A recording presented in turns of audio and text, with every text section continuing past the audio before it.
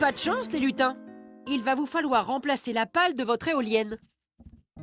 Il faut les mesurer pour remplacer la pale manquante par une feuille qui a exactement la même taille. Ah, je vois! Vous avez perfectionné votre règle d'1 mètre. Maintenant, elle est aussi graduée en décimètres. Et vous avez fabriqué une autre règle, graduée en centimètres et en millimètres. 1 décimètre est égal à 1/10 de mètre. Vous allez pouvoir faire des mesures précises.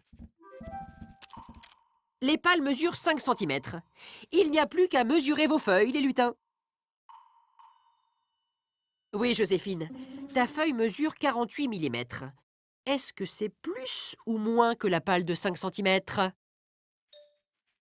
Vous ne les avez pas mesurées avec la même unité. L'une est en millimètres, l'autre en centimètres. D'abord, il faut convertir vos mesures dans la même unité pour pouvoir les comparer.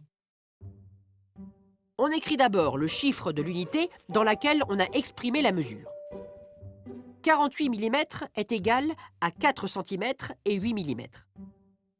Et si on veut exprimer cette mesure seulement en centimètres?